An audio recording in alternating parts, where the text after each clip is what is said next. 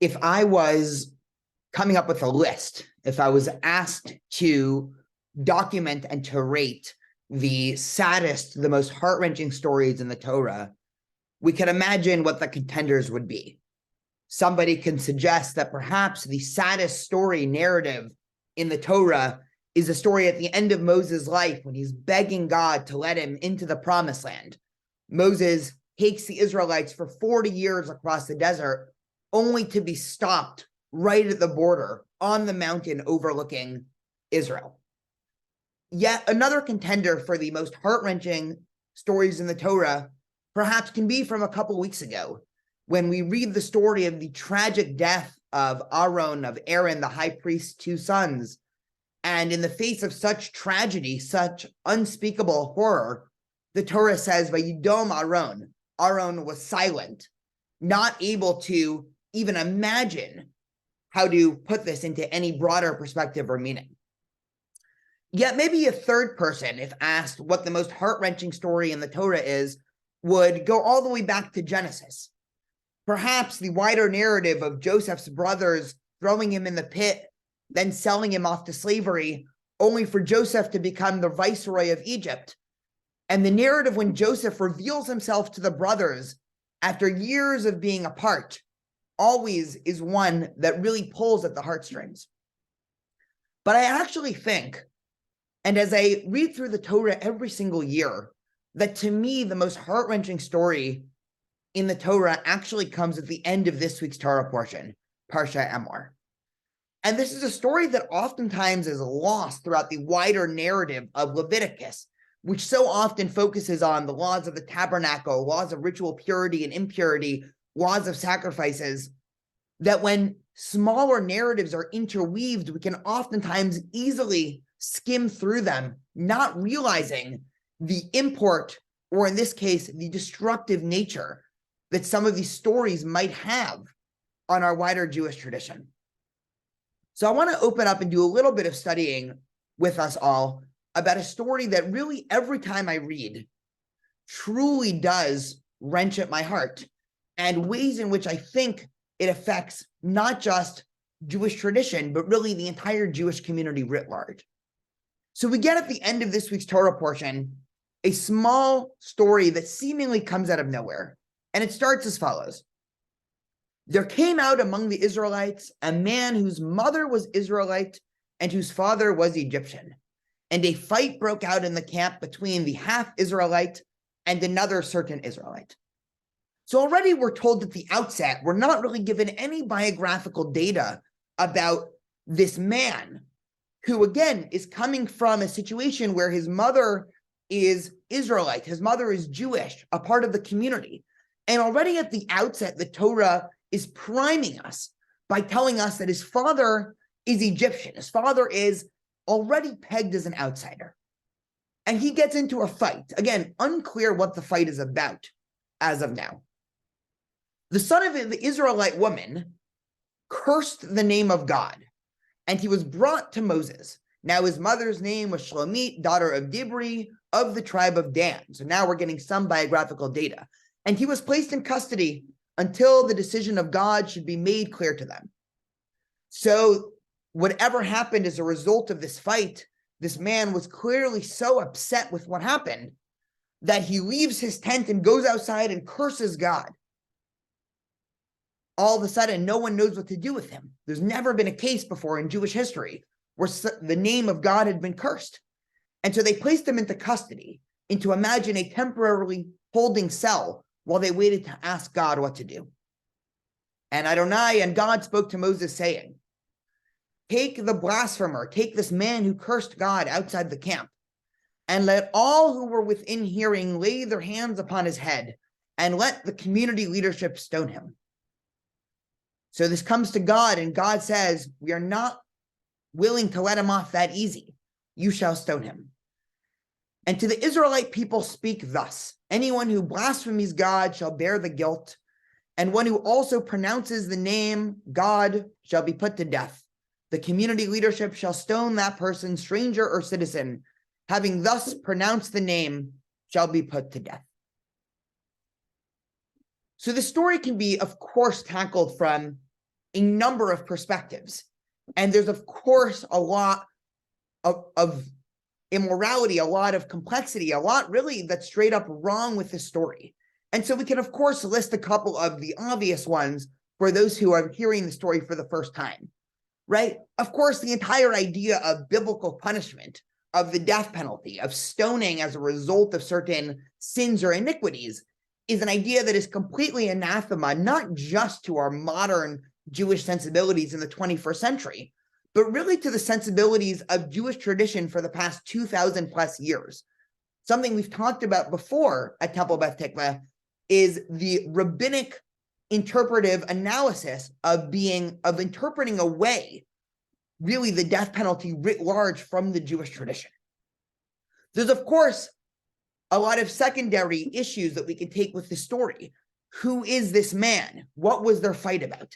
And it's really those secondary questions that I want to tackle, because I really think it unearths deeper questions and issues that the Jewish community was facing, evidently not just in the desert 3,000 years ago, but also today in the 21st century around the entire Jewish community. So we go to the Midrash, again, a compilation of rabbinic work that's about 1,500 or so years old. And the Midrash tries to fill in some detail. So this Midrash is commenting on the fact that in the beginning, it says, there went out from among the Israelites. And again, the Midrash as a piece of interpretive analysis, anytime you have vague or enigmatic wording, the Midrash is going to capitalize on this and try to explain the deeper meaning. So what does it mean that he came out? So the Midrash says, from where did he go out? Rabbi Chia bar Abba said, he went out, i.e. became excluded from Israel because of the Parsha on genealogies. So going back up here, the Midrash is saying that while perhaps a cursory reading of this would interpret the going out as a person from his own free will is leaving something, right? Perhaps the subject of the going out is this cursor, this blasphemer that's removing himself from the community. The Midrash is saying, hold up one second. Perhaps it was actually the Jewish community that was going out from him. And the Midrash continues. When he came to pitch his tent in the camp of Dan, right? Again, the tribe that his mother was from, they rejected him. Now they said to him, you have an Egyptian father, but it is written in Numbers, the children of Israel shall camp, each with his standard under the banner of their father's house, and not their mother's house. Immediately he began to utter the name and curse it. So we go back to our story now, and we have much more context to deal with. The Midrash is painting the picture. The Midrash is saying, what was this dispute?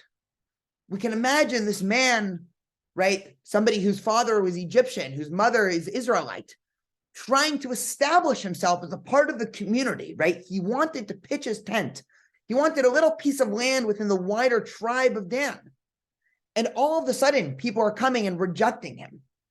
He tries to be a part of the community. He tries to establish his tent, establish his identity to some extent as a part of the wider community. And all of a sudden, he's being pushed out. There's a litmus test. There's a type of gatekeeping that is keeping him from being a part of the community. And I think if we dig in a little bit deeper into the background of this story, the story becomes all the more heart-wrenching. I'm imagining this figure. Again, we're never even told his name. I imagine with the dualistic identity of his father being Egyptian and his mother being Israelite, perhaps years ago, he dealt with a very difficult identity, an imposter question. Do you leave Egypt with the Israelites? Do you stay there with the Egyptians? The very fact that this man is now traveling with the Israelites throughout the desert shows in any interpretation that he has made an affirmative decision to join the Jewish community. He's made his decision. He's thrown in his lot with the Israelites, with the Jewish community. And still what happens is he's rejected. He still isn't allowed a small piece of land to encamp with his tent. I'm imagining even more so that there might be an imposter syndrome, right? Perhaps this man traveling throughout the desert, perhaps this isn't the first time he's coming into a situation where people are challenging his identity. Perhaps you might even imagine there being inklings of regret as he's traveling throughout the desert, thinking, should I maybe just have stayed in Egypt? Do I really belong with this community?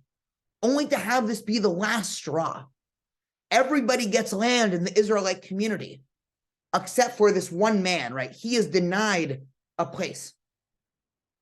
And what happens, this story tells us, when we gatekeep? What happens when we deny a place in our community to those who are within our community? What happens when we gatekeep? What happens when we erect walls, when we establish a litmus test of who belongs and who doesn't belong? When we have people on the outside or people even on the inside screaming, I am a part of the community, and we still continue to impose litmus tests and to reject. Now, we can't blame him, of course. This cursing, while classic Jewish commentators say, well, of course, anybody who curses God should be put to death. This new analysis of the story gives us a completely new light. Who wouldn't curse God? Who wouldn't curse a tradition? Who wouldn't curse a community to whom somebody left everything, to whom somebody in just their deepest emotional state wants to be a part of, only to be rejected by the community? The real cursing, I believe that the story is teaching us, isn't the fact that the blasphemer cursed God. I think the real cursing of God happens when we exclude those from our community who so badly want to be a part of it, specifically based off of questions of heritage and questions of background, and being overly investigative of who exactly somebody is based on their background. Okay, you have this parent and that parent. Do we really want to allow you as a part of our community? That's the real curse of God. And so I want to end with two more midrashim, two more rabbinic interpretive analyses that I believe points us in the right direction here. And one comes again from Midrash Tanchuma. It's actually a midrash that is very close to this first midrash. And it's commenting on the fact that they placed him in custody. Now, just a little bit of a biblical background for us all here today. The Bible almost never has jail or custody as a penalty for any iniquity, right? The Torah has certain types of penalties, right? That's probably beyond the scope of this discussion right now. But this is actually the first, and to the best of my knowledge, the only time somebody is placed in custody throughout the traveling through the desert. And so the Midrash is obviously confused by this. And so they say they left him in custody because it was not clear what should be done. The Holy One, blessed be he, said, that person shall surely be put to death. All the congregation shall stone him with stones. Immediately Moses rose in prayer and said, Sovereign of the world, if a man should so sin, should he really be stoned? Behold, they would be destroyed. Make other arrangements for them. Just like the figure of Moses, who's not afraid to challenge God on Mount Sinai when the Israelites erected a golden calf, arguing on behalf of the Israelites and saying, people sometimes make decisions, right? But we have to allow some teshuvah, some repentance. Moses here comes again on the witness stand and says, God, you're being too harsh. This is not how you create community. And in this case, sadly, God doesn't acquiesce. The blasphemer is stoned. And again, this goes down as, in my opinion, the saddest story in Jewish tradition, the saddest story in the Torah. But there's one other rabbinic source that I believe points us in another direction come the future. And the rabbis are commenting on a verse in Ecclesiastes, right? The book of Kohelet, who, for those who are familiar, is not the most cheerful book in our litany of Jewish traditional books. The book of Kohelet is really a nihilistic creed of a man, presumably King Solomon, going out and really trying to experience every philosophy and every type of way of living one's life, and still not finding anything that settles his soul. And in one of the most poignant verses, Solomon says as follows: I returned and saw all the oppressions that are performed under the sun, and behold, the tears of the oppressed, and they have no one to comfort them. and their oppressors possess power, but they have no one to comfort them. One of the things that's eating at King Solomon's soul, that's making him filled with the lachrymosity that's ubiquitous throughout Kohelet, is this idea of people being oppressed. Now, this isn't something new. Of course, human history is a long story of oppressors and the oppressed, and much of Jewish tradition is us realizing that we have to come to the aid of those who are oppressed, whatever that might be. But the Midrash in Ecclesiastes Rabbah takes the interpretation a little bit differently. The Midrash interprets as follows: I returned and I saw Rabbi Yehuda, Rabbi Nehemiah, and the rabbis. Rabbi Yehuda says, these are the children who, due to the actions of their parents, are taken during their lifetimes in this world. So Rabbi Yehuda, again, a first century Hanaitic sage, is saying, what do we mean by these children? What is the context of the oppressed? It's children who are treated differently in our community because of perhaps their heritage, perhaps their lineage. And Rabbi Yehuda says, in the world to come, they stand on the side of the group of the righteous, and their parents stand on the side of the group of the wicked. Now, I want to pause for a moment, and I want to sidebar this comment of their parents standing on the side of the group of the wicked, because it is no longer the case, both in my belief nor in the belief of much of the Jewish community, that we write off certain family choices as good, bad, wicked, or not wicked. And I do want to acknowledge this. And I also want to say that this source was written, of course, in a different context, 1900, 2000 years ago. And so I want to appreciate this source for what it's saying about the wider status of children or those in our community that perhaps come from ancestry or lineage that perhaps some in our community would like to impose a litmus test of figuring out who exactly belongs.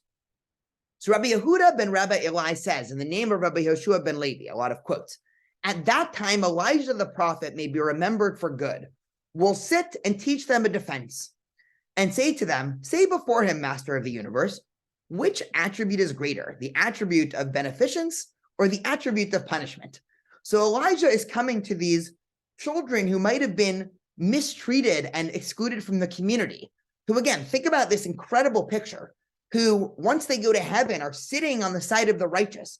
And Elijah's coming and is telling them, hey, you guys should ask God, hey, God, is your attribute of beneficence better than your punishment?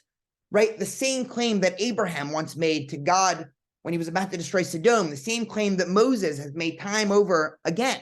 Elijah's telling these children, challenge God, right? Challenge the norms of the community, challenge those that have the power.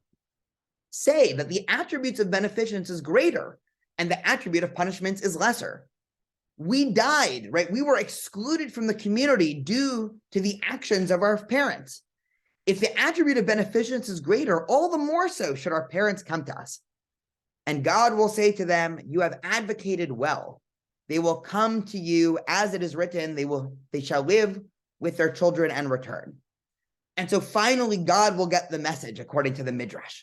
Finally, God will realize that a community based on gatekeeping, litmus tests, and exclusion, a community based on trying to reject those that are trying to stake their camp within our community, those that have the tents, those that are showing up, those that want nothing more than to be accepted.